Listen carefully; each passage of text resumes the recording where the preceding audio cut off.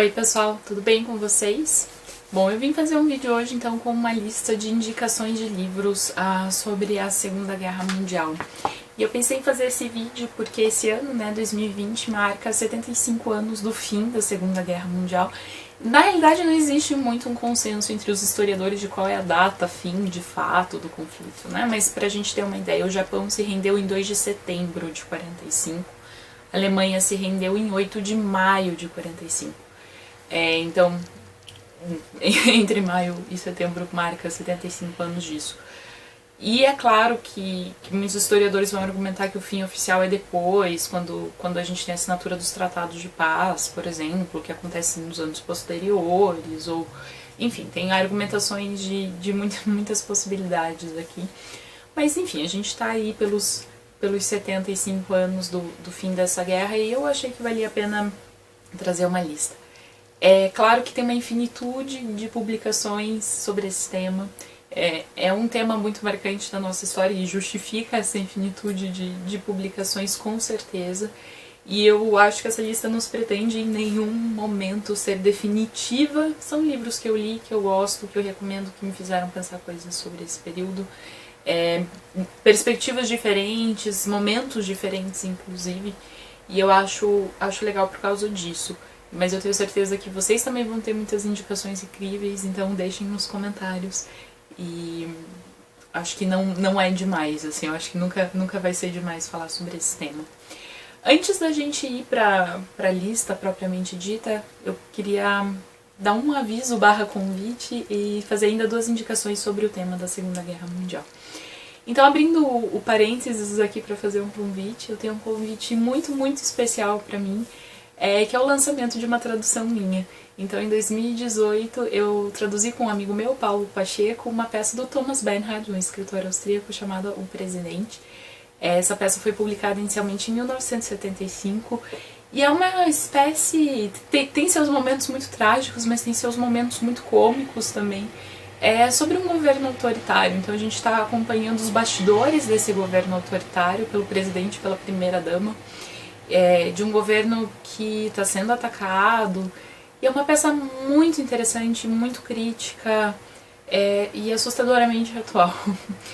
Esse projeto faz parte de um projeto maior da professora Ruth Bogunovsky, que foi minha orientadora de mestrado, inclusive, de publicação de várias peças do Thomas Bernhard.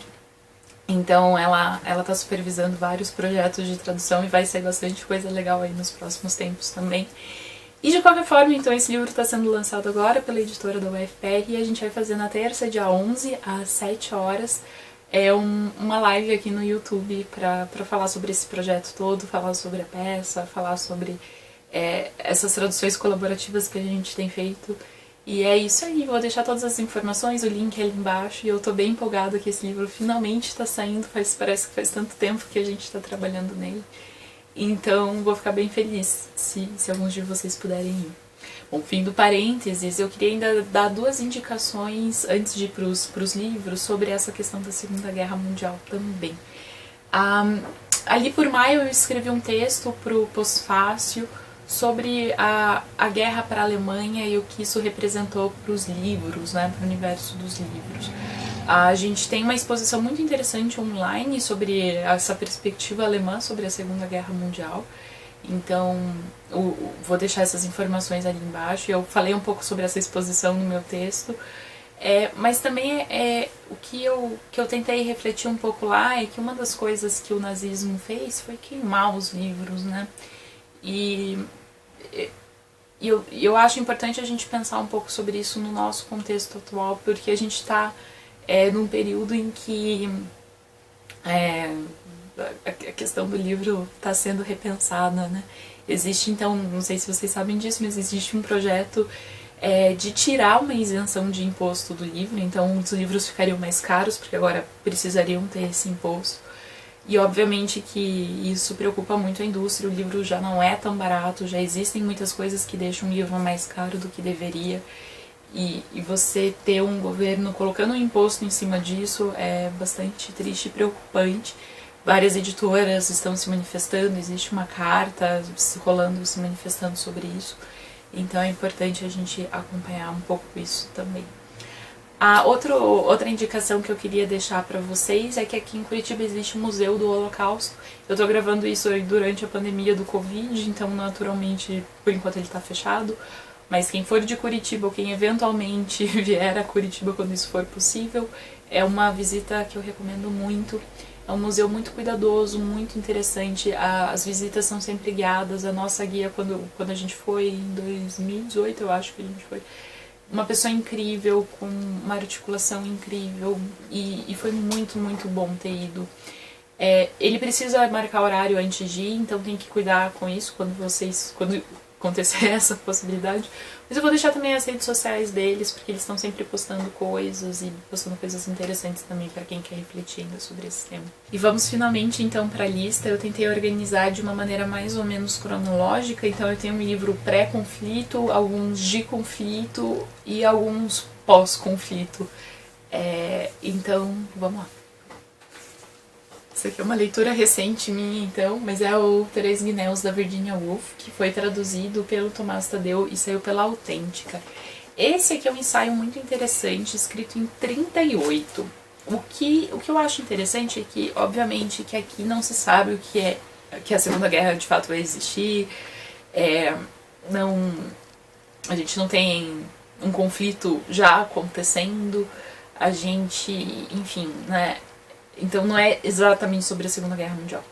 O que motiva a Virginia Woolf a escrever esse livro é um pedido de uma pessoa que ela apoiasse uma causa pacifista. Então existia já esse clima, já existia essa expectativa de que um conflito estava vindo. Então todas as circunstâncias para o conflito meio que já estavam se formando.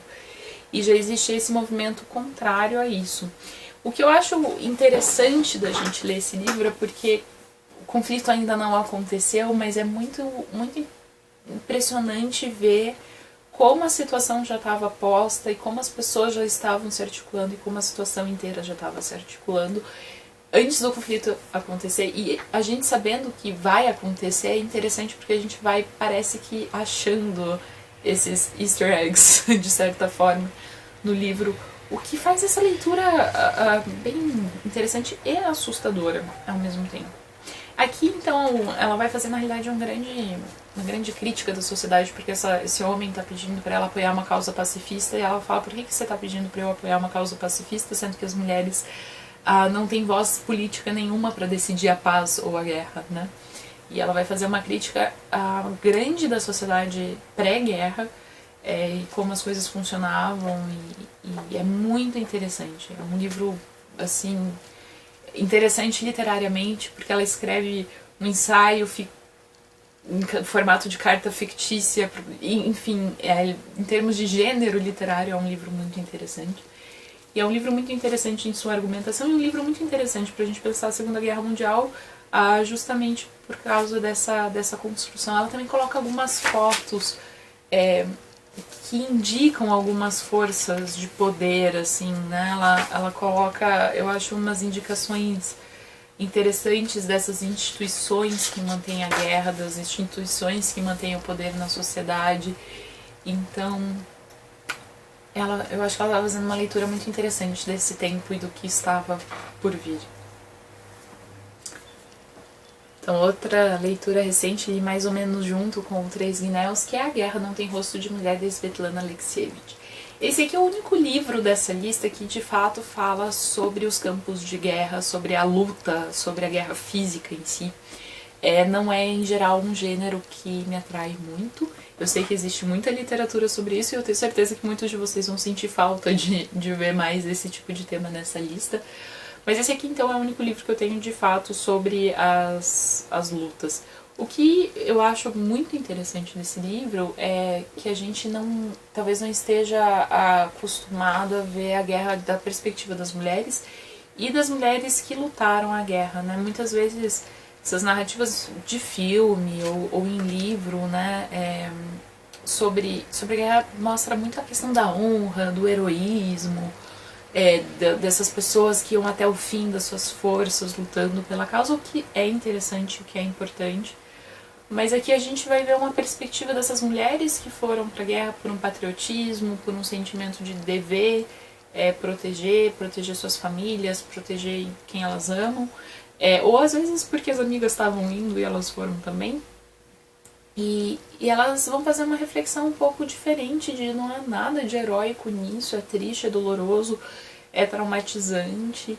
E é também para os homens que viveram isso, né? Só que o nosso modelo de narrativa não permite, às vezes, essa discussão e esse debate. Então é um livro muito interessante por vários desses questionamentos. É um livro extremamente difícil de se ler, não por ser denso, mas por contar histórias difíceis, contar histórias violentas, contar histórias dolorosas das pessoas. E, enfim, é um livro para se ler em determinados momentos e com determinada velocidade.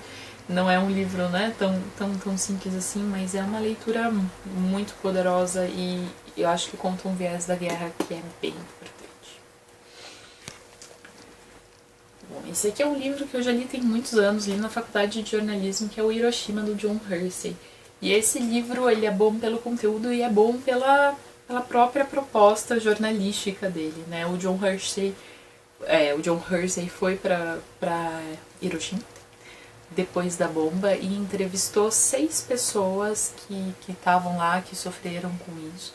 E depois de alguns anos ele procura essas pessoas de novo e atualiza um pouco essa história. Esse daqui foi um livro que foi publicado originalmente na revista The New Yorker e foi uma das únicas edições da revista que publicou um texto só, porque né, era um texto, uma reportagem grande e ocupou uma edição inteira da revista. Acho que é legal dizer isso pra gente ter um pouco da ideia da importância desse texto, da monumentalidade desse texto enquanto jornalismo, né? Então, o que choca muito, eu acho, nesse livro é porque então a gente tem as bombas, né? A bomba ali de Hiroshima, e aí o que é impressionante ver é como o que acontece depois com as pessoas que estavam lá, né? O que acontece com as pessoas atingidas, que perderam suas famílias, que tiveram que lidar com ferimentos e doenças elas mesmas, que tiveram que lidar com essa sociedade que tem que se reconstruir depois disso, né? Eu gosto, vocês vão ver, eu gosto muito dos livros que falam sobre o depois do conflito, porque sempre fica, né, tá, o conflito acaba, mas e depois? O que resta depois de tudo isso, né? E esse é um livro que começa, apesar dele narrar os acontecimentos da bomba, narrar como foi esse momento da bomba para essas pessoas, ele também vai lidar muito com esse e daí, né? E o que acontece com as pessoas depois de tudo isso, como que continua a viver depois de tudo isso.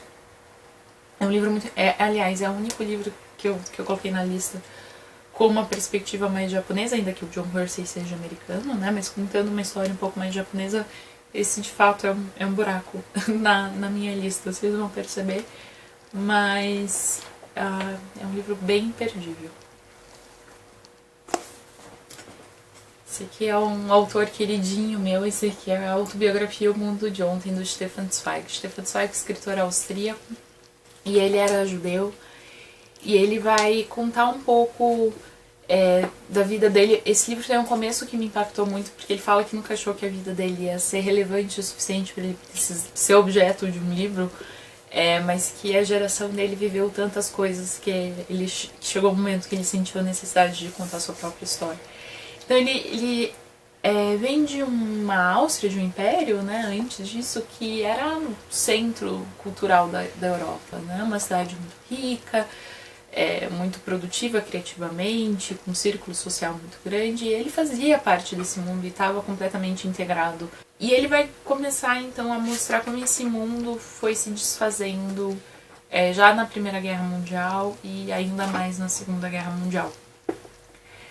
Ele foge, ele vem para o Brasil, ele tinha tido, enquanto autor, ele teve uma experiência de viagem anos antes da Segunda Guerra Mundial e tinha se apaixonado muito pelo Brasil na época. E ele acaba vindo então para o Brasil fugido e ele se suicida. Ele morava em Petrópolis com a esposa e os dois se matam durante a Segunda Guerra Mundial porque estão chocados e não estão conseguindo lidar com aqueles acontecimentos. O que é interessante é que sim, ele idealiza muito esse mundo anterior às guerras e ele sofre muito com essas mudanças, tanto que existe um momento de ilusão dele muito curioso, porque ele vem pro Brasil e vê todo mundo andando nas mesmas calçadas, negros, brancos, indígenas e tal. E ele faz uma leitura de que o Brasil é um lugar muito pacífico em relação às diferenças a partir disso. A gente entende isso quando a gente lembra que na Europa as pessoas estão sendo mortas por serem diferentes, né? E não existem campos de concentração no Brasil, nesses moldes, nesse formato, e ele então tem essa visão muito idealizada de que o Brasil convive muito bem com as diferenças, o que eu não preciso dizer, obviamente não é verdade, ainda mais a gente estando em 2020, sabendo o que está acontecendo com os indígenas, por exemplo, enfim, a gente sabe que isso está muito longe de ser verdade, mas ele tem essa ilusão quase inocente, né, essa leitura quase inocente do que o Brasil era. Mas de qualquer forma, o que o livro faz é mostrar um pouco como essa classe mais intelectual não consegue ver o que está acontecendo, demora para entender o que está acontecendo, demora a reagir com o que está acontecendo. E é um pouco assim, aquele mundo, aqueles valores, aquele jeito de viver que eu achei que existia tá desmanchando e eu não sei o que fazer com isso. E ele é um livro muito triste por causa disso, assim, eu acho que ele mostra essa melancolia e essa impotência em relação a tudo isso e dessa pessoa tentando lidar com ter seu mundo tão abalado e no fim não conseguindo lidar com isso, né? É um livro triste enfim, é isso. Outra leitura recente minha, esse aqui é o No Café Existencialista, o retrato da época em que a filosofia, a sensualidade e a rebeldia andavam juntas. Esse livro da Sarah Bacon, é uma escritora inglesa. De um primeiro momento, olhando o título, parece não ter a ver com a Segunda Guerra Mundial tanto assim. Quando eu comecei a ler, eu não achei que fosse ter tanto assim a ver com a Segunda Guerra Mundial, mas é um livro que discute muito a Segunda Guerra Mundial, no fim das contas, e eu acho que tem um diálogo dele com o livro do Stefan Zweig, porque ele vai mostrar um pouco pra gente como autores dessa época, principalmente os franceses, mas alguns alemães também, estão lidando teoricamente, estão lidando filosoficamente com esses acontecimentos. Então os personagens principais desse livro, a gente tem aqui umas fotinhos, né, umas imagens, mas são o Sartre, a Simone de Beauvoir, o Camus, o Heidegger, o Husserl com HRL no final, o Jaspers, que vai aparecer logo mais aqui, e o Merleau-Ponty. Então vai ser um pouco sobre como o Sartre entrou em contato com a fenomenologia alemã e isso dá a base para o existencialismo, como que foi o existencialismo. Vai falar muito sobre como era os círculos ali de Paris, os círculos intelectuais de Paris dessa época. Então, ele é um livro muito sobre isso, mas tudo isso aconteceu também durante a Segunda Guerra Mundial, né? A Segunda Guerra Mundial está ali temporalmente e eles vão ter que responder a isso de alguma forma, vão ter que lidar com esse sentimento de alguma forma, e o livro fala muito sobre isso. Vai falar muito sobre o Heidegger também, que é essa figura esquisita que criou bases filosóficas importantes para essa época, mas que depois vai se filiar ao partido nazista e depois vai dizer que, enfim, ele é essa figura incômoda, ele foi orientador da Hannah Arendt, por exemplo, que inclusive é uma das grandes vozes que vão refletir sobre a Segunda Guerra Mundial depois. Então tem todo um desconforto aqui, e eu acho muito interessante ver como esse conflito também se encontra num plano intelectual e teórico, como que eles tentam lidar com isso, como se dá essa relação entre pensamento, vida, sociedade e tal. Então eu acho que ele é um livro muito interessante por conta disso.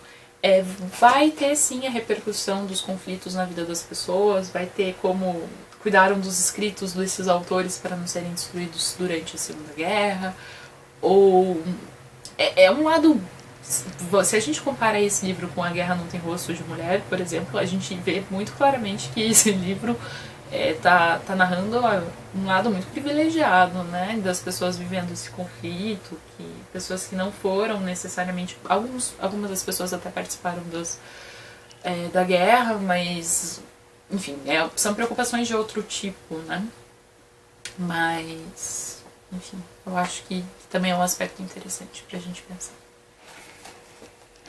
Indo então pro Jaspers e pro final da Segunda Guerra Mundial, aqui a gente tem a questão da culpa, a Alemanha e o nazismo, traduzido pela Cláudia Dornbusch, que saiu pela Todavia. Acho que foi um dos primeiros lançamentos da Todavia, inclusive. Esse aqui é um livro escrito ali por 45, 46. Então aqui a gente já tem o final do conflito. 45... foi esboçado em 45, apresentado em janeiro e fevereiro em 46, em formato de palestra, e depois disso ele foi publicado. Então a gente tem esse período inicial, esse primeiro momento, essa primeira resposta a como a Alemanha vai lidar com o que ela fez. Então a gente já tem o começo dos tribunais, já tem esse movimento que começa para lidar com julgar enfim, a Segunda Guerra Mundial, né? Tem uma frase aqui que me impactou muito logo no começo. Abre aspas. Queremos aprender a falar uns com os outros. Isso significa que não queremos apenas repetir nossa opinião, mas ouvir o que pensa o outro. Não queremos apenas afirmar, mas de uma forma contextualizada, refletir, ouvir argumentos, permanecer dispostos a uma nova percepção. Queremos experimentar nos colocarmos na perspectiva do outro. Fecha aspas. Que é uma coisa que a gente até hoje não sabe fazer muito bem, na minha opinião. Mas ele vai pensar aqui então sobre a questão da culpa, e ele vai dividir a culpa em 4 conceitos, 4 instâncias, digamos assim. Culpa criminal. Então aqui entram os crimes que se configuram em ações objetificamente comprováveis que contrariam as leis, do tipo pessoa que matou alguém. Culpa política consiste nas ações dos homens de Estado e na minha cidadania de um Estado, em função das quais eu tenho que suportar as consequências dos atos desse Estado. Então, por exemplo, alguém que apoiou um certo partido que fez coisas ruins tem culpa política. Pessoas que, não só as pessoas que votaram no Hitler, né? O começo o Hitler foi eleito, mas todo o sistema, toda a cidadania ali que fez com que as coisas chegassem nesse ponto. Então aqui está a culpa política. A culpa moral tem responsabilidade pelas ações que sempre cometo enquanto indivíduo e a tenho por todas as minhas ações, inclusive pelas ações políticas e militares que executo. E 4, culpa metafísica. Existe uma solidariedade entre pessoas enquanto pessoas que torna cada um corresponsável por toda incorreção e toda injustiça de mundo. Aqui ele vai para um lado mais de religião, esse sentimento mais nesse tipo. E ele vai dizer então que em alguma instância os alemães estão lidando com esses 4 tipos de culpa. Basicamente a culpa política ele dá para todo mundo.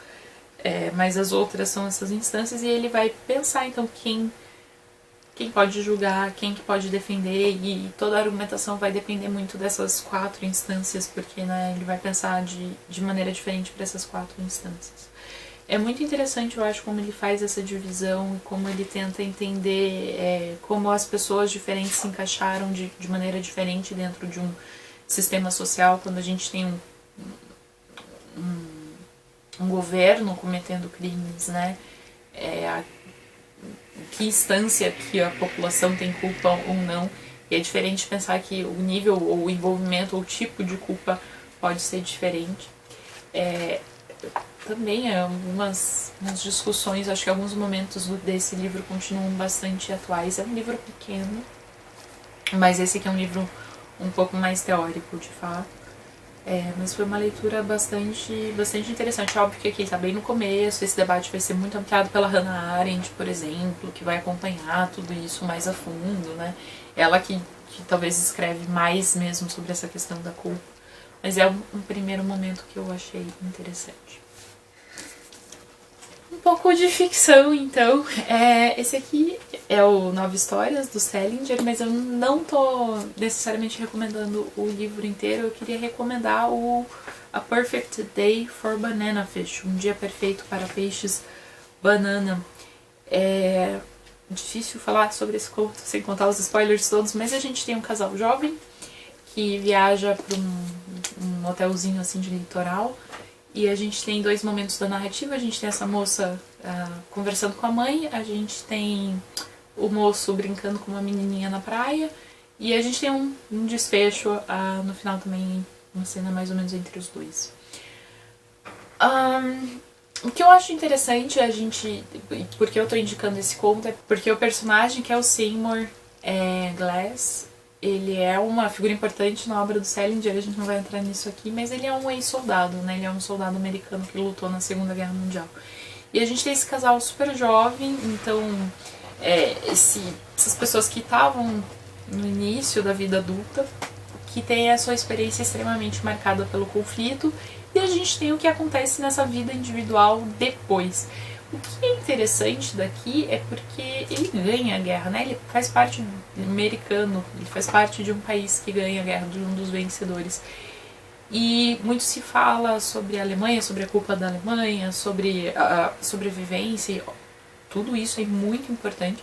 Mas aqui a reflexão que aparece aqui é como a vida dos vencedores também é mudada e como os próprios vencedores também são traumatizados por essa experiência. E, enfim, também uma questão importante. Bom, minhas próximas 3 indicações são um tanto parecidas, ainda que literariamente muito diferentes, mas são descendentes de sobreviventes contando como é ser descendente de sobrevivente, contando a história dos seus antepassados e etc. Então, o primeiro que eu estou indicando desse momento é O Que os Cegos Estão Sonhando, com o Diário de Lily Jaffe, da Noemi Jaffe. A Noemi Jaffe é uma escritora brasileira. E esse aqui é um livro que eu terminei de ler hoje e que eu ainda estou digerindo. Mas que livro, gente! Olha, fiquei muito impressionada. Então, a primeira parte do livro são os diários da Lily Jaffe, que é mãe da Naomi Jaffe, e que foi uma sobrevivente. Ela foi levada... Ela é iugoslava, e ela foi levada, então, para um campo de concentração em 44. Ela ficou um tempo em Auschwitz. Depois, quando a Alemanha já começa a perder terreno, ela vai sendo levada para outros lugares, até que ela é resgatada pela Cruz Vermelha Sueca, e ela passa um tempo na Suécia se recuperando, eles dão abrigo e tal, e depois ela volta para a Iugoslávia e em determinado momento ela vem para o Brasil. Então a gente tem esses diários dela que são muito interessantes. Ela escreve esses diários quando ela já está na Suécia, mas ela escreve de um jeito tentando emular mais ou menos como se ela estivesse escrevendo dia a dia durante o período que ela ficou presa. Enfim, uma tentativa de memória de alguns momentos chave ali para ela nesse campo de concentração, como é que foi para ela e como que ela sobreviveu. Então ela trabalhava na cozinha, no fim ela entrou no campo de concentração já num período mais próximo ao fim da guerra, né? Então acho que tudo isso também tem a ver. Então no primeiro momento a gente tem esse diário. Ela fala sobre sentimentos também, mas ali é mais um diário dos fatos em si. E depois disso a gente tem alguns textos da Naomi Jaffe refletindo sobre essa experiência da mãe, refletindo sobre memória. É uma parte interessantíssima, porque ela vai falar sobre diferença de ficção e realidade, ela vai falar sobre memória, sobre a fragilidade da memória, sobre tentar encaixar essa história, como viver com uma mãe que é sobrevivente, o pai também é sobrevivente, então como viver nesse contexto. Enfim, ela vai fazer muitas reflexões metaficcionais aqui que são extremamente interessantes. É uma parte do livro que eu com certeza vou querer reler em algum momento. E a gente tem um textinho final da Leda Cartoon, que é filha da Naomi Jaffe, sobre uma viagem que as duas, a Naomi e a Leda, fizeram para Auschwitz e como foi então entrar em contato com esse passado da família, digamos assim. enfim, pra mim a reflexão da Naomi sobre tudo isso é incrível, assim, ela é um pouco fragmentada, mas eu acho que faz parte da proposta, são textinhos mais curtos, mas de como narrar essa história, até que ponto cabe narrar essa história e etc. E, enfim, é livraço, entrou para os meus favoritos do ano, uma releitura provável e é isso. Esse sim, um livro que eu li mais no começo do ano, que é um dos meus favoritos, que é o Talvez Esther, da Katia Petrovskaya. A Katia é uma escritora que nasceu em Kiev e mora na Alemanha já tem algum tempo, escreveu esse livro em alemão, inclusive. Esse livro aqui, ela vai contar como ela é judia, como, né, a família é judia, e como eles meio que foram se espalhando pela Europa, principalmente com a ascensão do nazismo, e ela vai tentar recuperar então o que aconteceu com os membros da família com quem ela já tinha perdido contato, com quem a família tinha perdido contato há muito tempo.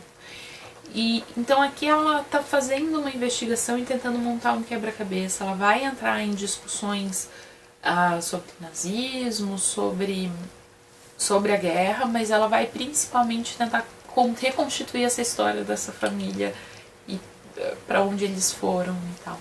E é muito doloroso ver o que acontece, de fato, o que acontece materialmente com uma família nesse contexto, né?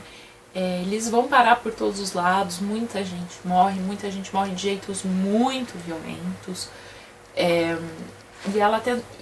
e a própria memória é apagada, né? Ela até tem dificuldade de acessar esses dados porque cartórios, cemitérios foram destruídos, então essa história nem sempre está mais acessível, que eu acho que é a parte mais dolorosa do livro, né?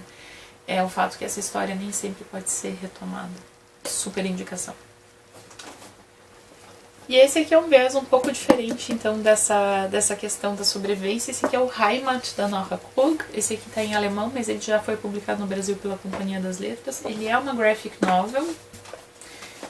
Ele tem uma estética super interessante. Ela vai recuperar muitas fotos, arquivos, documentos, materiais familiares. Mas aqui a gente tem o outro lado, porque ela é alemã.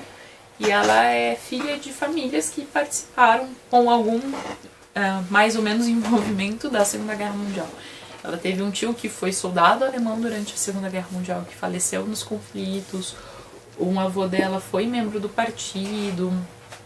Então a gente tem uma geração mais recente alemã, que nasceu muito depois da guerra, mas que vive com essa sombra da guerra nas suas famílias, né? Dentro da família, e ela tá tentando investigar exatamente o que aconteceu e tentando investigar para ela o que isso significa, né? O que significa para essa geração.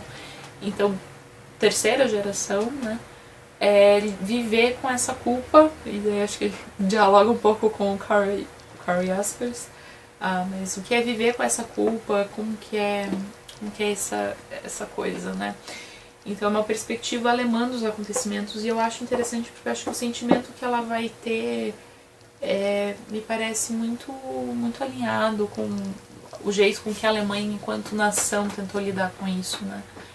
Tem todo um modelo arquitetônico para lidar com a destruição da guerra, né? Eles não reconstroem do jeito que era para ser, para apagar isso, mas eles reconstroem de um jeito que fica muito evidente que aquilo foi quebrado e reconstruído, para que não se esqueça que aquilo foi destruído. E, enfim, tem todo um jeito artístico e arquitetônico de lidar com as cidades alemãs do pós-guerra, que é não esquecer.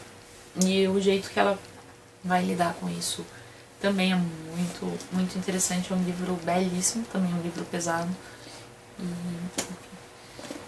Bom, pessoal, é isso. Essa é a minha tentativa de indicação sobre livros da Segunda Guerra Mundial. Tenho certeza que vocês também vão deixar indicações incríveis nos comentários, passando por esses temas e por temas que eu não passei. É um momento marcante o suficiente para a gente ter uma produção intensa sobre ele, e eu com certeza não esgotei o tema. Então vamos continuar conversando nos comentários. Eu espero que vocês tenham gostado do vídeo, das indicações. Espero que elas ajudem a gente a pensar ainda um pouco sobre esse tempo e sobre os nossos tempos também. Até a próxima. Tchau, tchau.